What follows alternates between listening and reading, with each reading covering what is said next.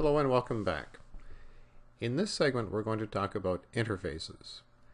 And I'm not referring to graphical user interfaces like buttons and text boxes and menus and so on. I'm talking about the application programmer interface, or the API. And interfaces, or an interface in Java, is a mechanism for specifying what methods will appear in a class.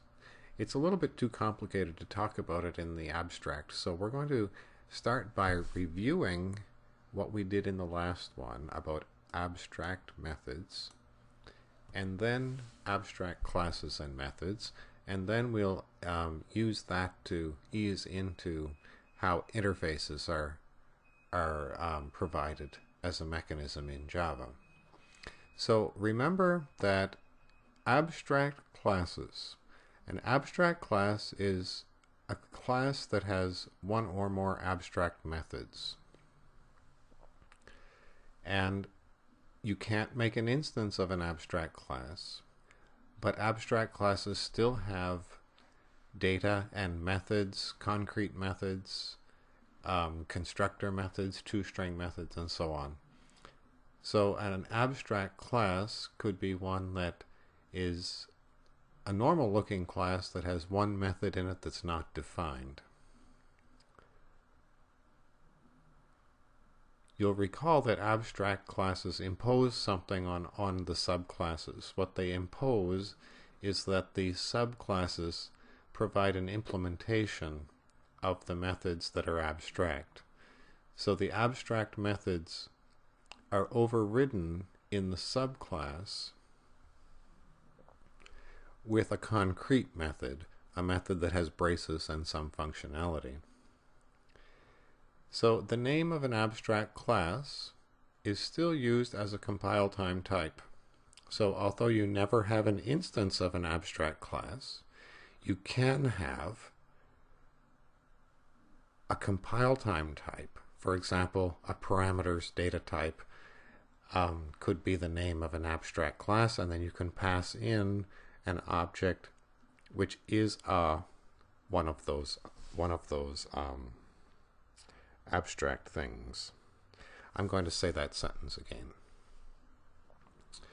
So the name of an abstract class can still be used as a compile time type, even though you can't make an instance of an abstract class. You can still have, for example, a method that has a parameters data type, which is the name of an abstract class, and you can pass in something that is one of those things. So the example that we looked at was animal was the name of the parameter type, and you could pass in a dog or a cat, because a dog or a cat is a animal. Okay, let's springboard from there into the interface mechanism. So interfaces, there are some similarities to abstract classes. An interface is something that looks kind of like a class, except it has only abstract method signatures in it. And a class then would agree to implement that interface, and that would mean to provide an implementation for those abstract method signatures. When a class agrees to implement an interface, that class must override the abstract method signatures that are defined in the interface. Let's go and make one and then come back and look at these points again, because I think it will only make sense to you if you see one happening. Okay, what I want to do first is, now we're in the same project that we had looked at before. We made the animal class an abstract class, and we had this abstract method makeNoise, which imposes on all of the subclasses of animal that they would implement this abstract method. Okay, so what I'm going to do is I'm going to change this code, and instead of having this abstract method here and an abstract animal class, I'm going to define this abstract method in an interface. Okay, let's go into our project and say new, and this time instead of class we're going to say interface. And I'm going to say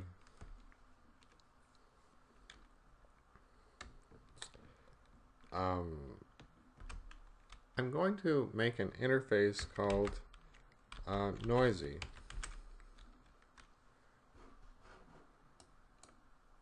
Now this looks like the definition of a class, and you might notice that it starts with a capital letter. So this is the only thing other than a class that can start with a capital letter in Java. And an interface, so it looks like it's the same as public class noisy, except this one is, the keyword is interface instead of class. And it is in a .java file, and it compiles the same as a class would in a .java file into a .class file. So here's what I'm going to do. I'm going to make a public abstract method signature, and I'm going to make it a void make noise with no parameters. And in an interface, all of the methods are public and abstract. In fact, you don't have to include those words. So if you do or don't, it doesn't make any difference. Whoops.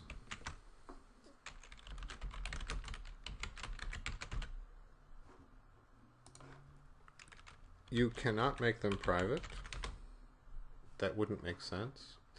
So public, private, protected, the only thing that makes sense here is public. That's all that will compile. Okay, so this is a very simple interface, and a lot of interfaces really are simple. They have one public abstract method signature. You can have as many abstract method signatures as you need,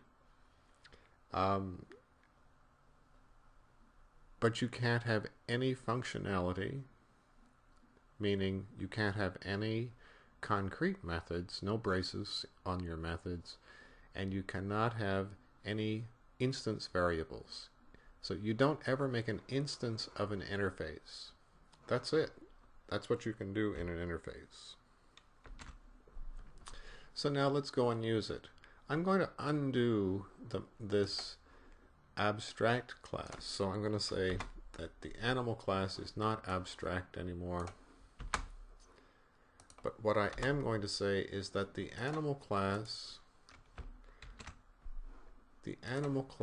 implements noisy.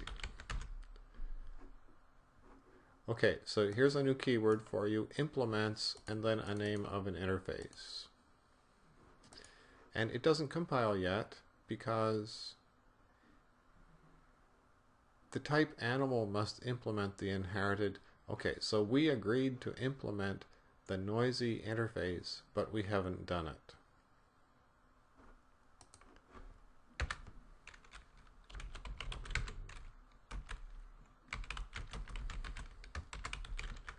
So public void make noise with no parameters, and let's put something in here. It doesn't much matter what.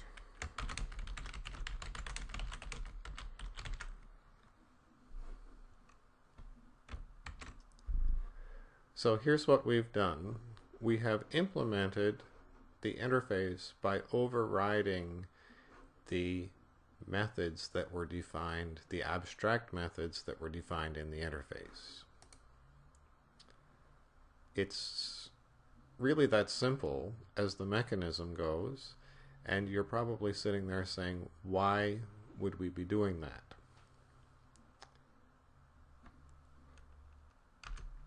Good question. I've made a small test program here so that we can play with this a little bit. So I'm going to make an instance of dog. Well, no, let's start right from the beginning. Let's make an instance of animal. We can do that again because the animal class is not abstract anymore.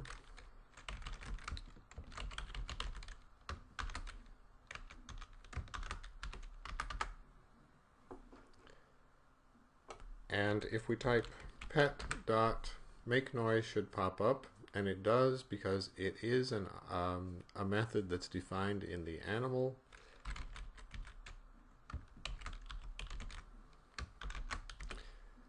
and that should probably run and say, I don't make any noise. Good. Okay, what have we gained by using an interface called noisy? I'm going to declare a variable of type noisy.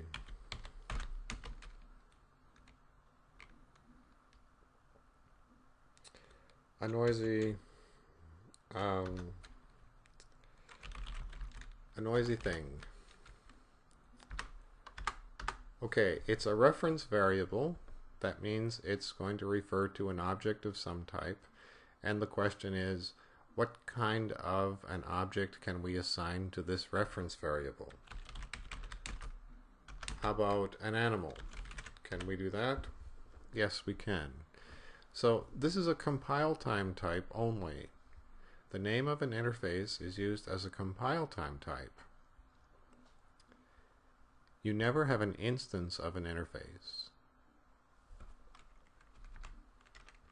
Now let's think about a method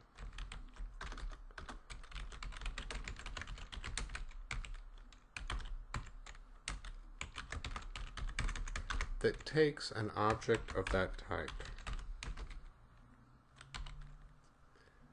A noisy n. Okay, what can you pass to that method? Can you pass a string?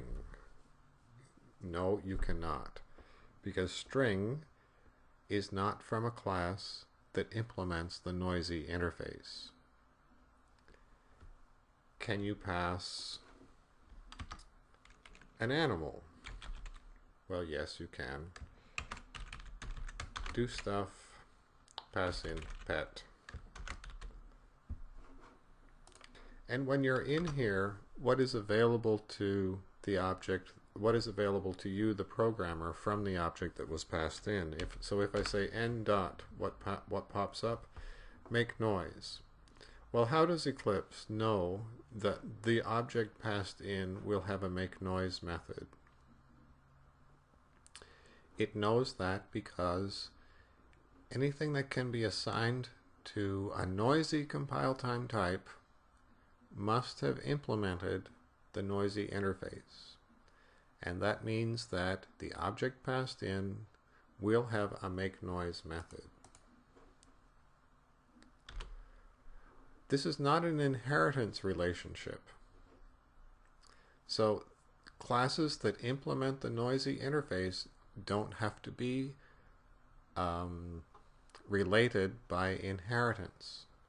So if we had a car class and the cars make a noise as well, that means they have a make noise method, we could pass cars in here. This is a different type of polymorphism. In our previous example, where we had a method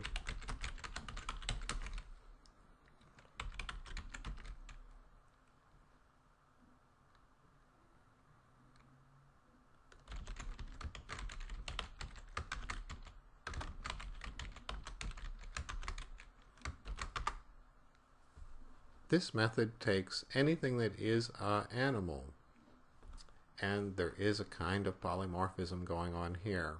We could pass an animal or a cat or a dog, anything that is an animal. So here's a method where the type of the parameter is the name of an interface, and we don't know anything about the inheritance of the object that was passed in, but we do know something about the object that was passed in. We know that the object that was passed in has a method make noise. What do we know about the object that was passed in here? We know that it either is an animal object or it inherits from animal, and that means that we know something about those objects as well. We know that they can do anything that an animal can do because they've inherited those things. Okay, let's think about this interface mechanism in Java. Why would you want to do this? Well, it's another way of defining a set of objects. So there are a bunch of objects that have this characteristic. Anything that has implemented the noisy interface is a particular kind of object that can be passed around to methods that have that as the compile time type. Okay, we're going to implement now an interface that already exists. So there's a bunch of interfaces already in the JDK, and we can look at one very simple one.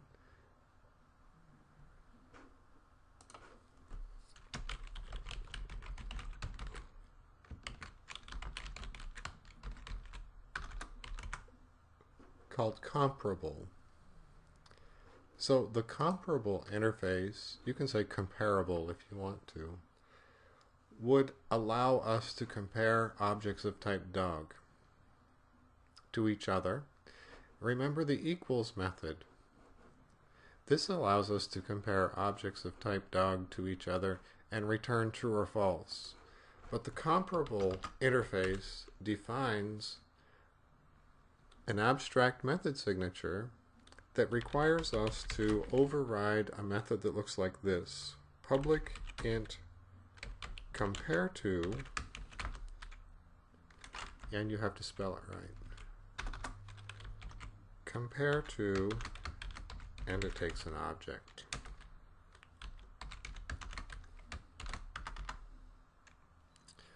Well, I think that all dogs are equal, so I'm going to put return 0 just for now. Okay, so this compiles now.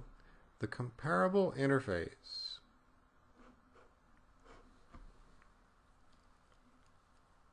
has one method signature in it. It's a public abstract int compare to that takes an object, and the objective is anything that's comparable, any class that agrees to implement comparable must have this compare to, and it shouldn't return 0, it should return the difference between the two dog objects. So eventually I want to say dog1 dot compare to dog2, and I want that to evaluate to an integer difference between them. So maybe we could say that the difference between two dogs is the difference between their weight. So we've got this weight, so I'll call it get weight, subtract, there's the cast operator. I'm going to downcast obj to be a dog, and then I'm going to call the getWeight method. Okay, so the same thing we had in the equals method. If you want to compare two dog objects, you get to decide which one comes first.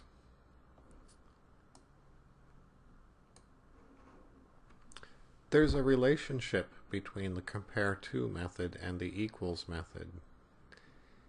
If you compare two dogs and they are equal, and then you compare them using the compare to method, the same two objects, the difference between the two dogs should be 0.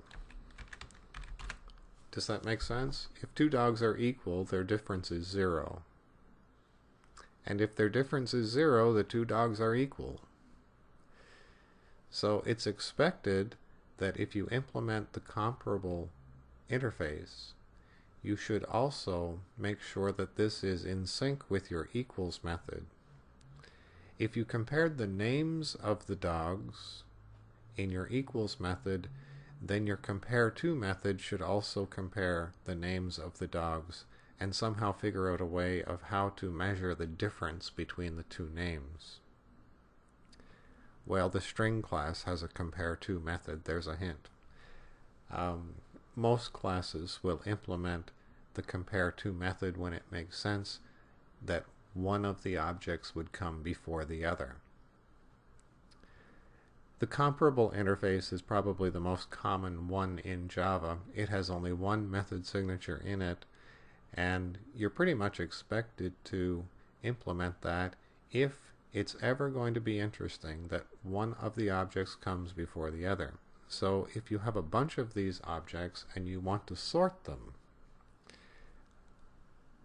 how would the sorting algorithms know which dog would come before which dog? And in Sun terminology, the compare to method defines the natural ordering of the dog objects, or the natural ordering of whoever implements the comparable interface. I'm not sure why they call it the natural order, because there's nothing natural about this, but that is the expression that they use. Okay, so let's think about what we've done. We've defined one of our own interfaces just to see how this is done, and we implemented that interface in the animal class. Then we looked at one of the interfaces which is available to you in the Java application programmer interface, and we implemented it here in the dog class. You might be noticing that implements and extends are not exclusive of each other. We can extend one class and then we can implement as many interfaces as we want to.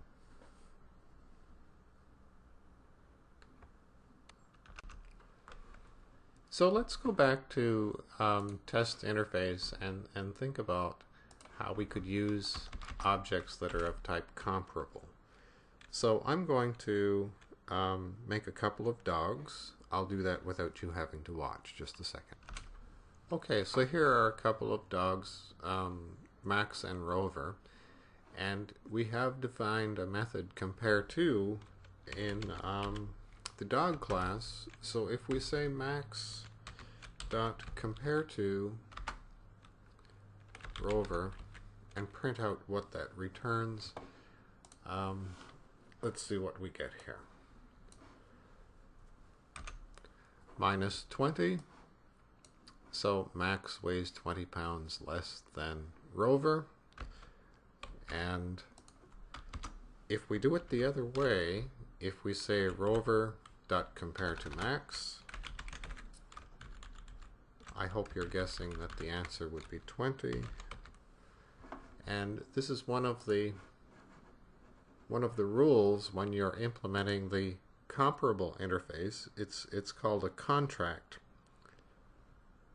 If you compare A to B, then this is the negative value of comparing B to A.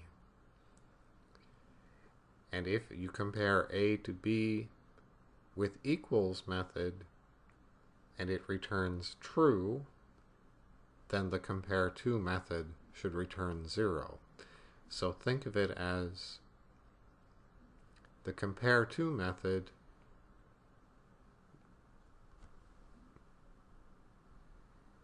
determines the difference between the two objects being compared as an integer number, as opposed to the equals method, which decides only if the two objects are equal, true or false. Okay, let's think about a method that could take things that are comparable.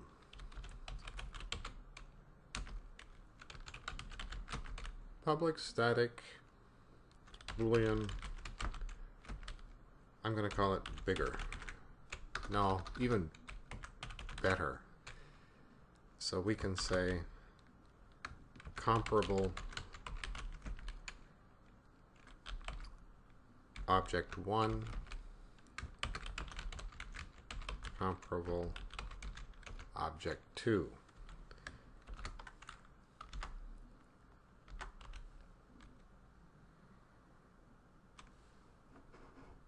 So what can we pass to this method better? I'm trying to get to where I can say my dog's better than your dog. I can pass dogs to the better method because they implement the interface comparable. Now, that's not compiling yet because I said I would return a Boolean and I haven't. Now it will compile, but it doesn't really do anything useful to just return true all the time. So I could say if better, Max Rover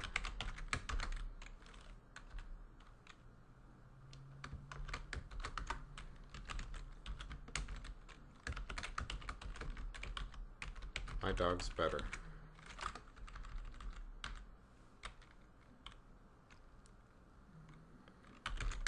So inside better, I'm going to say if object1 dot, and what pops up? There must be a compare2 method. Object2, if object1 dot compare2 object2 is greater than 0, then I'm going to return true. Else return false.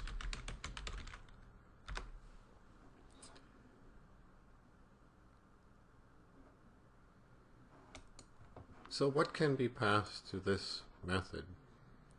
We can see that we can pass in two dog objects because they are comparable to each other.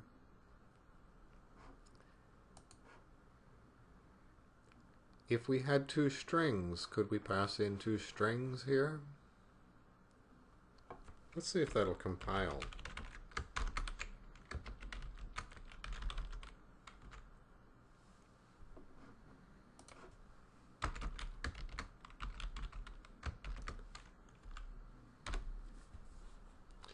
It turns out that the string class has implemented the comparable interface as well. So now we're defining methods that can take anything that is comparable one to the other. Might not still sound like you're finding that this is really useful yet. I'm going to make one more method signature and I won't implement this whole thing. I'm going to make a method called sort, and I'm going to pass in an array of comparable.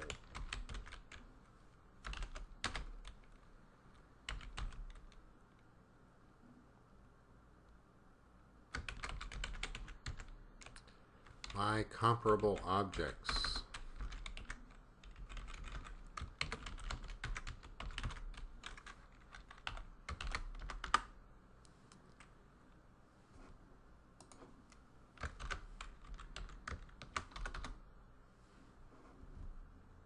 And you have to spell things right. Okay. Could we sort an array of dogs in here? How do you sort an array of things? Well, you check and see if one comes before the other, and then you swap them if they're not in the right place. So I'm kind of hoping that you've looked at sorting algorithms before, because you're going to have, I'm not going to write this algorithm, you're going to have to kind of imagine that if I had an array of dogs, could I pass an array of dogs in here to be sorted? Yes. How about an array of strings? Well, strings are comparable, so I could pass in an array of strings. And the reason that I'm not going to write the code for this sort algorithm is because you don't have to either. There is already a sort algorithm based on the fact that you can define things that are comparable. So the sort algorithms that exist will call your compare2 methods and sort your objects. So if you have an array of race cars, you can sort them if the race car class has implemented the comparable interface. So it should start to feel like this is a useful thing to do. So what kind of objects can you pass in here? It has nothing to do with the inheritance. It has to do with whether the class has implemented the comparable interface. My comparable objects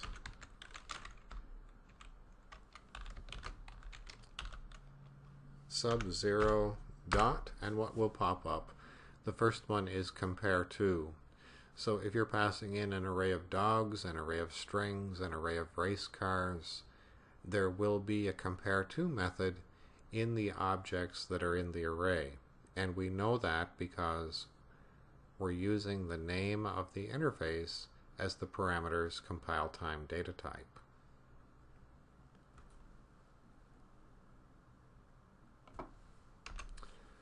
So let's talk just a minute about what we've learned in this video, the interface mechanism. So the first thing to say is, other than the name of a class, an interface is the only identifier that starts with a capital letter. And the structure of an interface looks similar to the structure of a class. You say public interface and then the name, as opposed to public class and then the name. And an interface will contain only public abstract method signatures. Interfaces are very simple. They don't have any concrete methods, they don't have any data, they don't have any constructors or toStrings. You never make an instance of an interface. But an interface does impose something on the classes. The classes that agree to implement the interface, and they use the implements keyword, those classes must provide an implementation of the abstract method signatures that appear in the interface. And the key to using this is that the name of an interface can be used as a compile time type. So we looked at a case where we would use the noisy data type as a way of defining a method that could take in things that are noisy, and that might be dogs or cars or anything, objects of any class that have agreed to implement the noisy interface. And we looked at the comparable interface, which is one that's defined for you and you're pretty much expected to implement. And the comparable interface, it had only one method signature as well, compare to, and that method is used very commonly throughout throughout Java, because it's such a common thing to define the order of objects. So which dog comes before which dog, which string comes before which string, and so on. This is a different type of polymorphism. It's polymorphism based on what methods will be in the object when we get it, as opposed to the type of polymorphism that we had with inheritance that had to do with the is-a relationship. So if we used a parent class as a compile time type, we know that we would have an object that is one of those things. But with interfaces, when we use the name of an interface as a compile time type, we know that the object has come from a class that implements that interface. So we know something about the object, but we don't know anything about its inheritance or its lineage.